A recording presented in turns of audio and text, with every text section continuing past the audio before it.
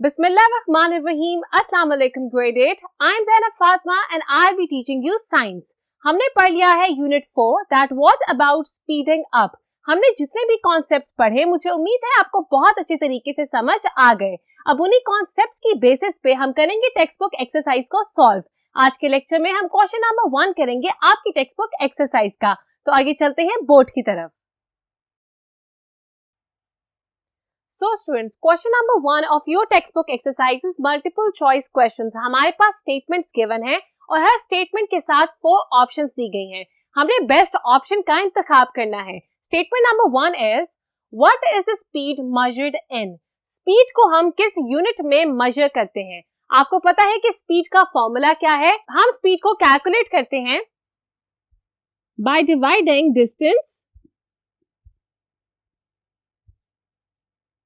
over time. अगर distance का unit है मीटर और टाइम का यूनिट है सेकेंड तो हमारे पास स्पीड का यूनिट होगा मीटर पर सेकेंड. आइए देखते हैं कि हमारे पास ऑप्शंस क्या हैं. Option A is metre second, option B is metre per second, option C is metre square per second and option D is metre per second square. तो हमारी करेक्ट ऑप्शन कौन सी होगी? Exactly students, the option that is correct for statement number 1 is option B that says meter per second. क्योंकि distance को major किया गया है metre में और टाइम को मेजर किया गया है सेकेंड में, इसीलिए हमारा यूनिट होगा स्पीड का metre per second, which is option B. We are now moving towards statement 2. The second statement is a peregrine falcon can fly at 90 km per hour. How far could it fly in 20 minutes? यहाँ बात हो रही है falcon की. अगर एक falcon fly करता है 90 kilometre per our, that is the speed. ये वो स्पीड है जिसके साथ ये बर्ड फ्लाई कर रहा है. हमारे पास स्पीड गिवन है और साथ हमारे पास टाइम गिवन है. हमने क्या कैलकुलेट करना है? How far could it fly, मतलब हमने डिस्टेंस कैलकुलेट करना है. आपको पता है कि स्पीड का फॉर्मूला है डिस्टेंस डिवाइडेड बाय टाइम. यहाँ पे 3 टर्म्स हैं. Number 1 is speed, number 2 is distance and number 3 is time. अगर आपने मेरे लेक्चर्स सुने हो इस चैप्टर के तो मैंने आपको बताया था कि हमारे पास इन 3 वैल्यूज में से, मतलब स्पीड, डिस्टेंस और टाइम में से अगर कोई भी 2 वैल्यूज गिवन हो तो हम तीसरी को कैलकुलेट कर सकते हैं. हम किस तरह से इसको कैलकुलेट करेंगे आइए चल के देखते हैं नेक्स्ट बोर्ड पे. सो स्टूडेंट्स, हमारे पास फॉर्मूला क्या था स्पीड का? Speed is equal to distance divided by time.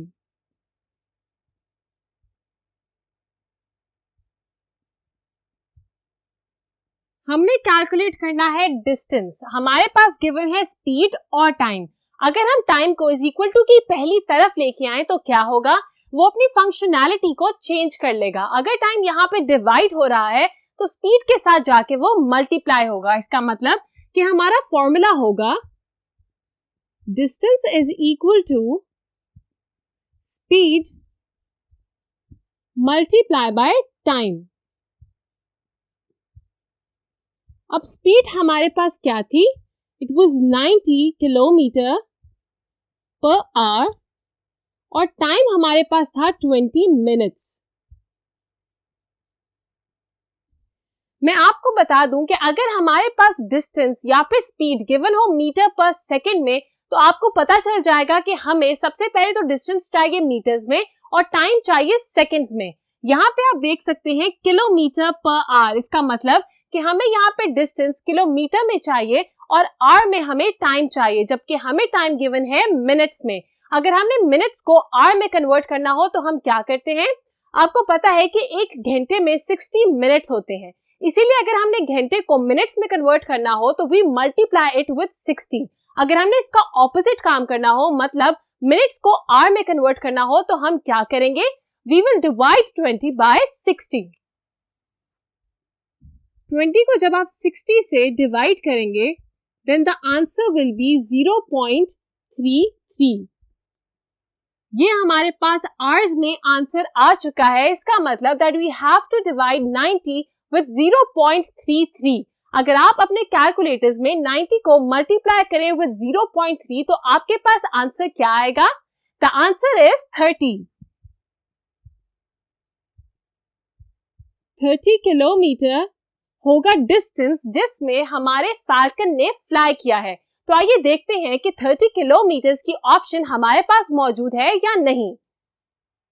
So the options are option A 4.5 kilometer, option B is 18 kilometer, option C is 30 kilometer and option D is 1800 kilometer. हमारी correct option होगी option C that says 30 kilometer. मुझे उम्मीद है आप मेरे साथ साथ तमाम आंसर्स को मार्क कर रहे हैं. We are now moving towards question 3. The third statement is Newton's first law of motion says. Newton का फर्स्ट लॉ ऑफ मोशन हमने पढ़ा था इस चैप्टर में और वो क्या था? न्यूटन का ये कहना है कि अगर कोई चीज रेस्ट पे है तो वो रेस्ट पे रहेगी और अगर कोई चीज मूव कर रही है तो वो अपनी सेम स्पीड के साथ सेम डायरेक्शन में मूव करती जाएगी अनलेस उसके ऊपर कोई अनबैलेंस्ड फोर्स एक्ट करे. हमने ये भी पढ़ा कि बैलेंस्ड फोर्सेस और अनबैलेंस्ड फोर्सेस में क्या फर्क है. अगर तो सेम अमाउंट ऑफ फोर्स दोनों डायरेक्शंस में लग रही है किसी ऑब्जेक्ट के ऊपर then it will be at rest और इसको हम कहेंगे balanced forces. अगर हमारी एक फोर्स दूसरी फोर्स से ज्यादा होती है तो हम इसको कहते हैं unbalanced force. जब भी ऐसा होगा हमारा जो ऑब्जेक्ट है उसकी स्पीड में या डायरेक्शन में चेंज आ जाएगा. तो आइए देखते हैं कि हमारे पास ऑप्शंस क्या हैं, फिर हम करेक्ट ऑप्शन का इंतखाब करेंगे. Option A is if something has a force acting on it, it will stay moving at a steady speed in a straight line. अगर एक चीज के ऊपर फोर्स अप्लाई हो रही है और ये चीज मूव कर रही है तो वो मूव करती जाएगी eight a steady speed and in a straight line. मैंने आपको ऑप्शंस रीड करने से पहले बता दिया था कि Newton first law of motion क्या है. न्यूटन का ये कहना है कि अगर किसी चीज के ऊपर फोर्स एक्ट नहीं करेगी और वो ऑलरेडी मोशन में होगी तभी वो स्टेडी स्पीड के साथ सेम स्ट्रेट लाइन में जाती जाएगी. यहाँ लिखा है अ फोर्स इज एक्टिंग. अगर फोर्स एक्ट करेगी तो स्टेडी स्पीड भी नहीं होगी और स्ट्रेट लाइन में ये चीज जो है वो मूव भी नहीं करेगी. इसका मतलब that option A is incorrect. Moving towards option B. If something has no force acting on it, it will stay moving at a decreasing speed in a straight line. अगर एक चीज के ऊपर कोई फोर्स अप्लाई नहीं हो रही तो क्या होगा? ये मूव करती जाएगी with a decreasing speed in a straight line. इसकी स्पीड आहिस्ता आहिस्ता डिक्रीज कर जाएगी. अगर इसके ऊपर कोई फोर्स एक्ट नहीं कर रही तो इस चीज की या इस ऑब्जेक्ट की स्पीड में कोई फर्क नहीं आएगा. इसका मतलब कि ये डिक्रीज बिल्कुल भी नहीं करेगी. This option is also incorrect. आइए देखते हैं कि बाकी दो ऑप्शंस क्या कह रही हैं. Option C. ऑप्शन सी में लिखा है something has no force acting on it. अगर किसी चीज के ऊपर कोई फोर्स नहीं लगती, it will stay moving at an increasing speed in a straight line. अभी मैंने आपको बताया कि अगर तो कोई फोर्स एक्ट नहीं कर रही तो उसकी स्पीड में कोई चेंज नहीं आएगा. यहाँ लिखा है कि कोई फोर्स एक्ट नहीं कर रही और इस ऑब्जेक्ट की स्पीड इंक्रीज कर रही है. This option can not be correct. इसका मतलब that the correct option will be option D. आइए देखते हैं कि ये करेक्ट ऑप्शन क्या है. Option D says if something has no force acting on it, it will stay moving at a steady speed in a straight line. अगर एक object के ऊपर कोई भी फोर्स अप्लाई नहीं हो रही तो क्या होगा कि वो एक स्टेडी स्पीड के साथ मूव करती जाएगी स्ट्रेट लाइन में, which is absolutely correct. ये होगी हमारी correct option which is option D for statement 3. मुझे उम्मीद है आपने मेरे साथ ये ऑप्शन भी मार्क कर ली. We are now moving towards statement 4. Statement 4 says when car is accelerating, the speed of the car is. अगर एक गाड़ी एक्सेलरेट कर रही है तो उसकी स्पीड पे क्या फर्क पड़ेगा? मैंने आपको एक्सेलरेशन की डेफिनेशन बताई थी. This is the change in speed पर सेकेंड. मगर एक्सेलरेशन दो तरह की थी. एक थी द इंक्रीज इन स्पीड जिसको हम कहते हैं एक्सेलरेशन और दूसरा था द डिक्रीज इन स्पीड जिसको हम कहते हैं डीसेलरेशन. दोनों हालतों में it will be a change in speed. तो अगर तो आपके पास ऑप्शंस में इंक्रीज की ऑप्शन ना हो और चेंज की ऑप्शन हो तो आप चेंज को करेक्ट ऑप्शन मार्क करेंगे। मगर अगर चेंज के साथ आपके पास इंक्रीज की ऑप्शन हो तो इंक्रीज की ऑप्शन होगी the best option for acceleration. आइए देखते हैं कि हमारे पास ऑप्शंस क्या हैं। ऑप्शन ए इज चेंजिंग, इस गाड़ी की स्पीड चेंज होगी। ऑप्शन बी इज डिक्रीजिंग, इस गाड़ी की स्पीड कम होगी। ऑप्शन सी इज इंक्रीजिंग, गाड़ी की स्पीड ज्यादा होगी। या फिर ऑप्शन डी स्टेइंग सेम, गाड़ी की स्पीड में कोई भी फर्क नहीं आएगा, ये सेम रहेगी। तो मैंने आपको बताया कि एक्सेलरेशन का मतलब है स्पीड में इंक्रीज आना। So the correct option will be option see that says increasing. अगर गाड़ी की स्पीड इंक्रीज कर रही है देन दिस इज एक्सेलरेशन, अगर वो डिक्रीज करती तो हम इसको कहते हैं डिसेलरेशन। मुझे उम्मीद है कि आप मेरे साथ साथ तमाम करेक्ट ऑप्शंस को मार्क कर रहे हैं। We are only left with one multiple choice question, आइए उसको भी सॉल्व कर लेते हैं। So statement number 5.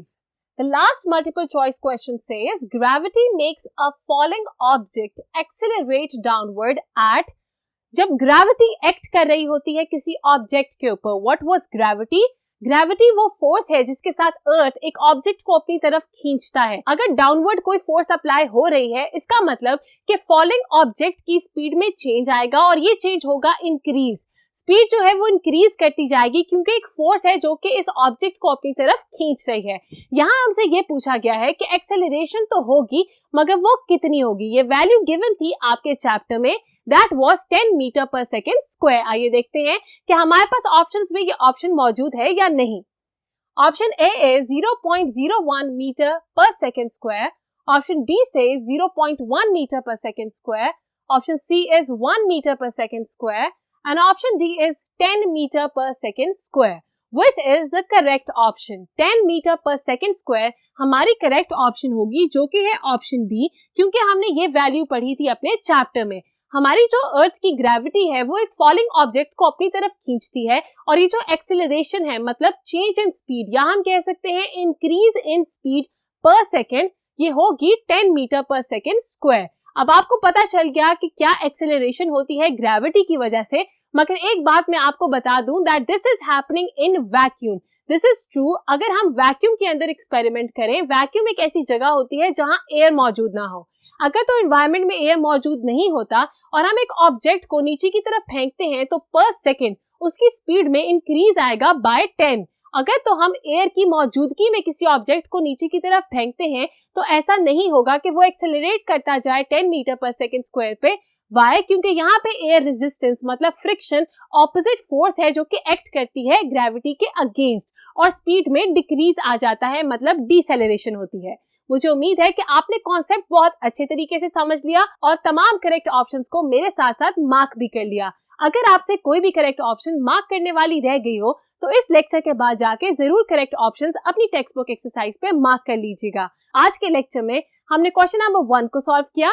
मिलते हैं नेक्स्ट लेक्चर में to solve the rest of your text book exercise. तब तक के लिए अपना बहुत ध्यान रखिएगा। खुदा हाफिज।